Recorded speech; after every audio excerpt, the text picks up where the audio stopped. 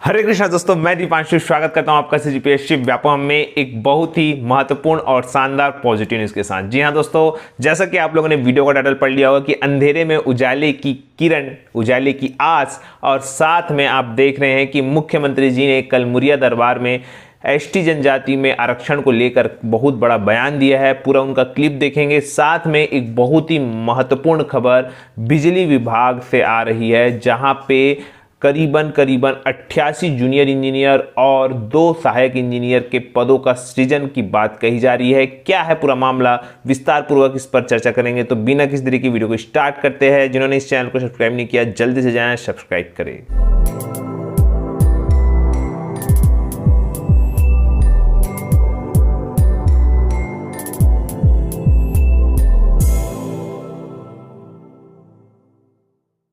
तो देखिए, सबसे पहले वीडियो को स्टार्ट करने से पहले बहुत ही महत्वपूर्ण टेक्निकल से संबंधित बताना चाहूँगा। टेक्निकल वाले बहुत ज़्यादा प्रश्न कर रहे हैं। वैसे तो बहुत सारे प्रश्न आ रहे हैं कि सर एडीओ भर्ती, आरआई अमीन, फॉरेस्ट गार्ड भर्ती और बहुत सारी भर्तियों के संबंध में कंटिन्यू सवाल पूछे जा रहे हैं, परंतु उसका एक पर्टिकुलर जवाब मैं आपको एक अलग वीडियो में दे दूंगा। फिलहाल आप सभी के टेक्निकल के सवालों का जवाब मैं इसलिए देना चाहूँगा क्योंकि टेक्निकल वाले बहुत सारे लोग जो चाह रहे हैं कि उनको एक मोटिवेशन मिले, जहाँ पे उनको एक अंधेरे में उजाले की किरण मिले। इसी के संदर्भ में मैं आप सभी को एक बहुत ही शानदार खबर देना चाहूँगा कि कल मुख्यमंत्री जी के द्वारा 90 बिजली विभाग से संबंधित केंद्र और उप संभाग खोलने की बात कही, जिसमें कि 88 जो है वो केंद्र रहेंगे और जो 2 है वो उप संभाग रहेंगे। इसका ये मतलब है जो 88 जो है वो 88 पद जूनियर इंजीनियर के फिर से सृजित होंगे और 2 पद जो है वो कहीं ना कहीं आपके स्क्रीन पे शो हो रहा होगा। जैसा कि बहुत सारे जो केंद्र है वो बताया गया है 90 टोटल, और यहाँ पे जो 2 है सहायक जो इंजीनियर है या सहायक अभियंता जिसको बोलते हैं, उन वो पद जो है वो सृजित होंगे। बताया गया है कि एई का 24 पोस्ट और ईई का 9 पोस्ट क्रिएट होगा, जिसमें कि आप सभी जानते हैं कि यहाँ पे बहुत सारे पद ऑलरेडी पहले से ही क्रिएट हुए हैं। 21 जुलाई को, जैसा कि आपके स्क्रीन पे शो हो रहा होगा, यहाँ पे आप देख रहे होंगे किस प्रकार से कितने सारे पोस्ट जो है क्रिएट हुए थे। तो लगभग एई के बहुत सारे वैकेंसी टेक्निकल वालों के लिए, चाहे वो इलेक्ट्रिकल हो और ख़ासकर इलेक्ट्रिकल वालों के लिए, अगर जो सिविल वाले हैं, सिविल वाले खास तौर पर अगर उनका गोल्डन अपॉर्चुनिटी है तो कहीं ना कहीं इलेक्ट्रिकल वालों के लिए भी सिल्वर अपॉर्चुनिटी है। तो यहाँ पे आप अपने आप को कम ना समझे, इलेक्ट्रिकल वाले हो।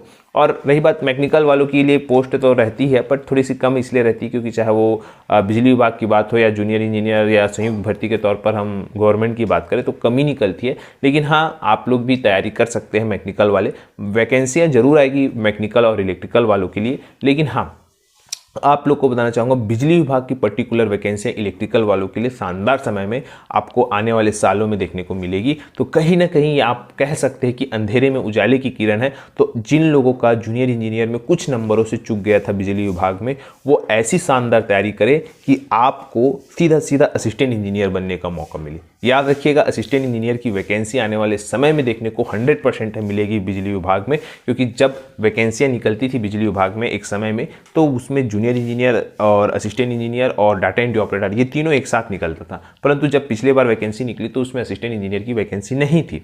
कहा जा रहा है कि यहाँ पे बहुत सारी वैकेंसियाँ जो है खाली भी हुई है असिस्टेंट इंजीनियर की। तो जाहिर सी बात है असिस्टेंट इंजीनियर की वैकेंसी आपको आने वाले साल में डेफिनेटली देखने को मिलेगी। तो आप लोग इस प्रकार से तैयारी करें, इलेक्ट्रिकल वाले हो या सिविल वाले हो या मैकेनिकल वाले, आप लोग पर्टिकुलर एक बेस आपका जो सब्जेक्ट है उसको पूरा तैयारी कर लीजिए। रही बात नॉन टेक की, तो देखिएगा नॉन टेक के लिए आपको कहीं ना कहीं एक अच्छी कोचिंग करना पड़ेगा, क्योंकि सीजीपीएससी में भी हाई लेवल का आप देख रहे हैं कि जो अभी हाल ही में एसीएस हुआ था उसमें हाई लेवल के जो है जीके के प्रश्न पूछे। सबसे महत्वपूर्ण है अपने आप को बांध के रखना। यहाँ पे बहुत सारे मुद्दे ऐसे हैं कि वर्तमान में अपने आप को बांध के कैसे रखे जाए। कारण अनेक है भटकाने के। एक तो सबसे पहले निगेटिव लोग हैं, एक चीज़। दूसरा, त्योहारों का सीज़न है तो लोग त्यौहार मना रहे हैं। अभी चूंकि ओलंपिक खेल कूद चल रहा है तो लोग ओलंपिक जो है खेल कूद छत्तीसगढ़ में चल रहा है तो उस पर जो है मनोरंजन कर रहे हैं अपना। तो देखिए ये भी महत्वपूर्ण है, ये चीज़ें भी महत्वपूर्ण है, पर उतनी ही महत्वपूर्ण अभी वर्तमान में आपका करियर है। अपने करियर पर वर्तमान में 8 महीना आपको अपने करियर को दे दीजिए। देखिएगा फिर आपको आने वाले 30 साल आपको बड़े आराम से गुजारने पड़ेंगे। तो मेरा आपको यही अनुरोध है कि बहुत ही शानदार तरीके से तैयारी करिएगा आप लोग, क्योंकि आने वाले समय में देखिए किस प्रकार से भर्तियां हैं। बस ये आरक्षण का मुद्दा जैसे ही क्लियर होगा आप लोगों के लिए वैकेंसियां वैसे ही आपको देखने को मिलेगी। तो आरक्षण के मुद्दे पर वर्तमान में मुख्यमंत्री जी ने क्या कहा, हम इस पर भी बातचीत करने वाले हैं। परंतु देखिए ये पूरा चीज़ पहले तो कोरोना ने रोका, अब कोरोना के बाद कुछ ही दिन राहत के थे और उसके बाद फिर ये आरक्षण ने रोका। आरक्षण ने कहीं ना कहीं भर्तियां तो इफेक्ट होगी ही, और कोशिश है कि 14 अक्टूबर तक कैसे भी कुछ ना कुछ राहत सुप्रीम कोर्ट दे। आप लोग अच्छे से तैयारी करिएगा और आरक्षण पर याद रखिएगा, आरक्षण पर ज़्यादा बहस न करते हुए सिर्फ अपनी तैयारी पर फोकस करिए, क्योंकि ये केस चलते ही रहेगा। लेकिन याद रखिएगा काम आएगी आपकी तैयारी।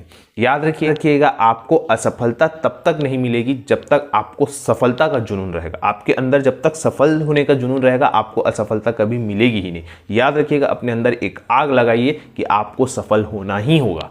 ये रही बात। चलिए, आपको मोटिवेट करने के लिए कहीं ना कहीं टेक्निकल वाले लोग के लिए था, खासकर बहुत सारे लोग जो थे SCS 2021-22 के संबंध में बात कर रहे। तो देखिए आप लोग बस ये आरक्षण का मुद्दा क्लियर होने दीजिए। देखिएगा किस प्रकार से टेक्निकल वालों के लिए, चाहे व्यापम हो, PSC हो, बिजली विभाग हो या अन्य डिपार्टमेंट हो या कहीं अन्य बोर्ड की बात हो, बिल्कुल आप लोगों के लिए मिलेगी। फिलहाल बात करते हैं छत्तीसगढ़ के मुख्यमंत्री जी ने। कल आप सभी जानते हैं कि छत्तीसगढ़ के मुख्यमंत्री जी द्वारा बस्तर का एक दिवसीय दौरा किया गया था, जहां पे बहुत सारे विकास कार्यों का जो है सौगात दी गई। उसी कड़ी में मुरिया दरबार में मुख्यमंत्री जी आए और वहां आरक्षण के संबंध में सीधा सीधा बात कहा। उन्होंने कहा कि भाई अगर जब छत्तीसगढ़ डिवाइड हुआ मध्य प्रदेश से, उस समय छत्तीसगढ़ में ST की जनसंख्या के अनुसार जो है उनको आरक्षण दिया गया, तो उस समय 20% था। परंतु आज की डेट पे छत्तीसगढ़ में जो ST की जनसंख्या है वो बढ़ चुकी है। इस प्रकार से बताया गया। यहाँ पे बताया गया है कि इसी कारण जो क्वान्टिफाइड डाटा वाला है उसमें OBC और जो पिछड़े आर्थिक रूप से EWS का है उनका जो है सर्वेक्षण कराया जा रहा है, और वो डाटा जो है वो रखा जाएगा जिसमें जितनी जनसंख्या के अनुपात में उनको आरक्षण मिलेगा। इस प्रकार से बताया गया।